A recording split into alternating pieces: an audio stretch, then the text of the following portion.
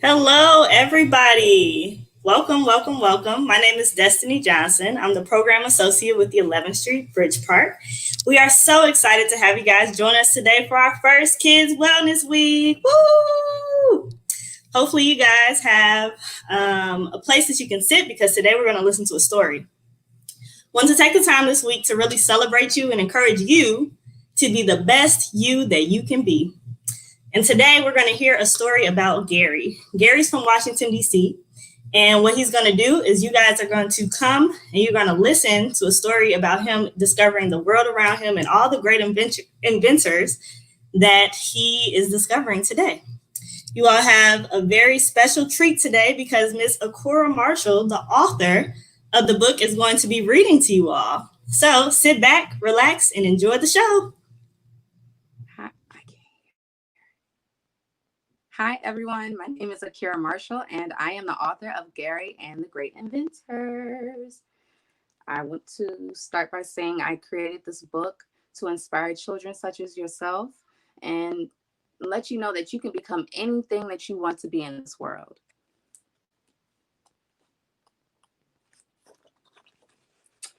Hi, my name is Gary. This is my twin brother, Isaac, and my two best friends, Tamara and Dante. We go way back. We live in the great city of Washington, D.C., and there's all kinds of cool things to do here. We take pride in our city, and we're always looking for things to do. Every Sunday, we take a trip to Mr. Baker's laundromat. He's a jolly old man who always smiles and gives us lots of treats. Honey, we have to go soon. Hold on, let me come a little closer. Honey, we have to go soon if we want to make it on time. That's my mother. She's a brainiac just like me. Okay, dear, I'm almost done. And that's my father. He makes all kinds of cool things. He's an engineer. Gary's father puts the clothes in the trunk, and his mother says, "Boys, it's time to go." They hop in the car and wave goodbye to their friends. When they arrive at Mr. Baker's laundromat, Gary spots a sign in the window, "Organic dry cleaning, now available." Gary thinks to himself, I wonder what that means. "Why, hello. If it isn't my favorite two twins," says Mr. Baker. "Hello," says the twins. My, have you two grown since I last saw you," says Mr. Baker. The boys smile at each other and say, "We just saw you last week. We haven't grown by that much." Mr. Baker smiles and laughs as the boys enjoy their lollipops. Gary points to the sign in the window and says, "What is organic dry cleaning?" Mr. Baker smiles and says, "All curious minds, right this way." He signals for the boys to follow. As they walk into a dark room, Mr. Baker turns on the light. To Gary's surprise, he spots the biggest machine he's ever seen. Can everyone say cool with me? Cool, says Gary. Mr. Baker smiles and says, "This is a dry cleaning machine. It cleans delicate clothing that could not go into a normal washer or dryer." U.S. Patent Act, Thomas Jennings, March 3rd, 1821. While Gary and Isaac check out the machine, Mr. Baker pulls out an old wilted piece of paper and passes it to Gary. It reads, "Thomas Jennings, a reputable business owner, is the first African American to receive a United States patent for his patent dry scouring method." This ruling generates controversy. Gary stops and asks, "What is dry scouring, and why is it controversy?" Mr. Baker smiles and says, "Young man, all of the answers are right before you. Keep reading." Gary smiles and reads on. At this time in America, the United States Patent Act of 1793 states that any invention an enslaved person makes belongs to their owner. However, Mr. Jennings, born a free man in 1791, meets the requirements to obtain a patent. This thus becoming the first African American to receive full rights for his invention, dry scouring. This method revolutionizes the cleaning process of delicate garments. Wow, Mr. Jennings' story is amazing. I cannot believe his invention is so old and yet we still use it today, says Gary. Why, yes. And of course, there have been some upgrades along the way. However, Mr. Jennings and his blueprint will forever go down in our story, says Mr. Baker. The boys rush back to help load the laundry in the car and say goodbye to Mr. Baker. On the way home, Gary stares out of the window and whispers, "One day, I'm going to be a great inventor, just like Mr. Jennings." The end. I hope you enjoyed the story.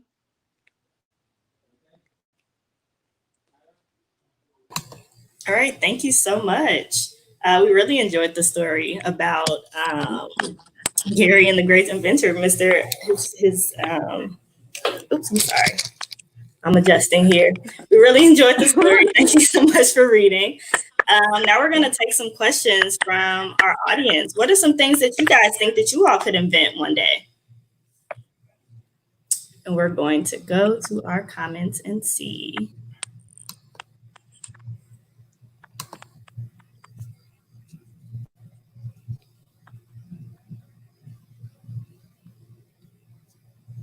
It's really cool that Gary is a Washingtonian. Oh, yeah. My father is from DC, so I had to show love. Really? Mm-hmm. That's awesome. Sorry, I'm just going to our comments.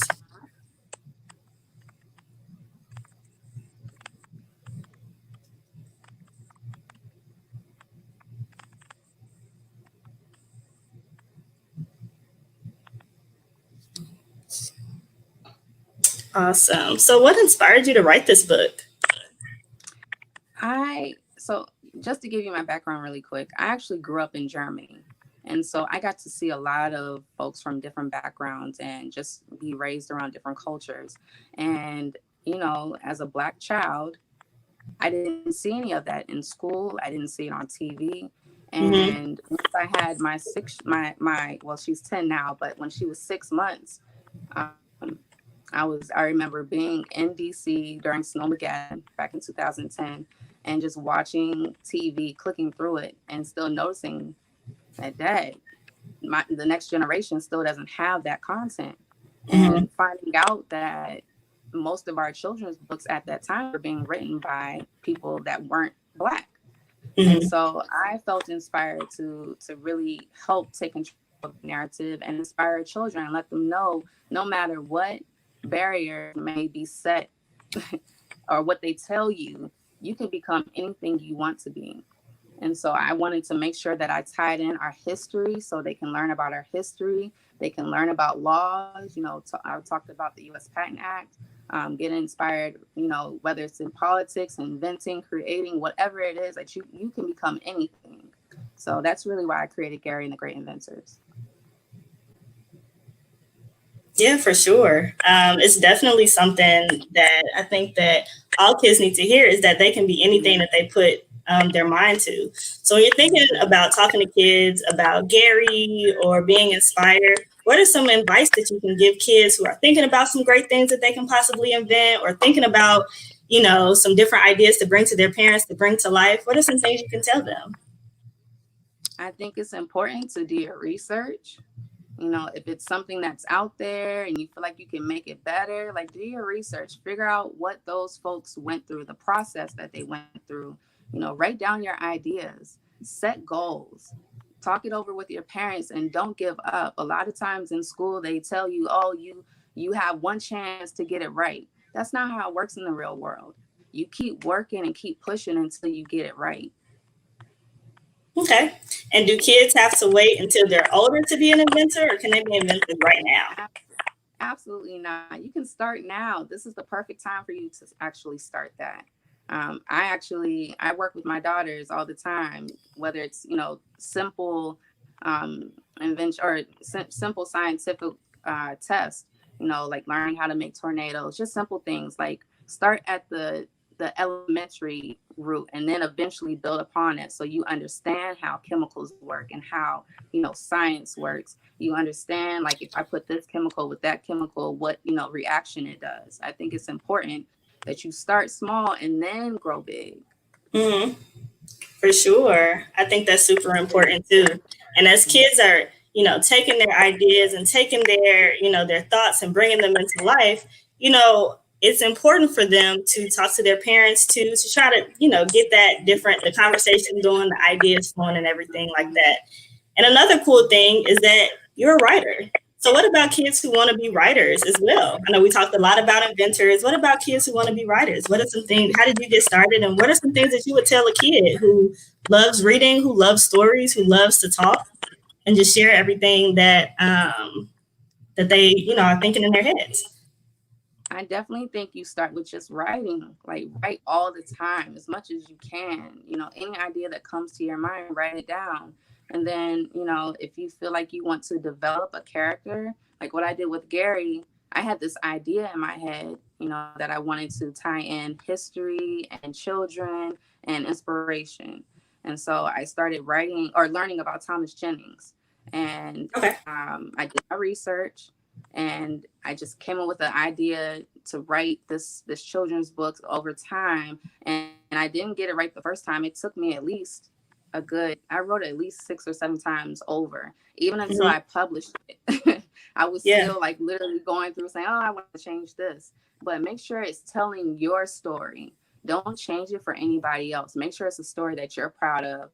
In terms of publishing, Amazon was where I went, because it was an opportunity for me to publish my book without having to go through a gatekeeper. But anyone can put their books on Amazon. And if you're interested, definitely hit me up. I'm at Akira Marshall on Instagram, or at Our Children's Network. I'll definitely help you, because I think it's important that we get back in control of our narrative. And I would love to help children tell their stories. Thank you. That's super valuable. We have a few questions too from the kids that say, like, what is a way that they can share this? What is the process of writing first, like of writing an actual story? How do we get from the ideas in my mind into, a book like Gary and the Great Inventors? And how can they share their stories once completed? I know you said like social media is a good way, Amazon will buy books. And how can kids really write about the things that they're imagining in their head? Because kids have great imaginations. So start by one, writing down the idea. So you have an idea for a story. Talk about the characters. What do the characters look like? What do their clothes look like? What kind, do they have swag? Are they nerdy? Like what is their characteristics? Think about the place. Where do you want it to take place? And for example, Gary takes place in DC. You know, does Gary have friends? He has a twin brother. He has a mother and a father. He has friends. And in this book, I haven't talked about his friends yet, but I will go further once I've Mm-hmm. developed the series. But it's very important to build the plot, which is like your story, your idea of what you want to convey to the audience, your characters, what they look like, what type of personalities do they have. Even start with, like, you could put yourself in the book. Tamara is Mm-hmm. actually based off of my daughter. Let me show you. Oh, really? Tamara is based off of my daughter. She had a big fro back in the day. I Mm-hmm. was like, oh, this is great. We need more children that are proud to be, you know, natural and love themselves. And so it's just really about taking your time and figuring out what you want to convey to your audience, and then developing the characters. You know, you can write the story one time and read it over, have people read it for you, and help you figure out, you know, how to tell the complete thoughts and put it into an actual story format. That's what I was saying. Call me, hit me up, whatever. Like, I want to help Yeah. you. Um, Good. in terms of an illustrator, I searched high and low. Finding an illustrator that really fit what I wanted, it took time, and you have to be patient. I think a lot of times in this current stage that we're in, we look for instant gratification, but it takes time. I wrote the story in 2015, and Mm. I didn't find an illustrator until I believe 2017, 2018, and we started, you know, rolling with the punches. I learned how to trademark. Like, trademark is the process of protecting your brand. So Gary and the Great Inventors, I actually trademarked the title. So I own this.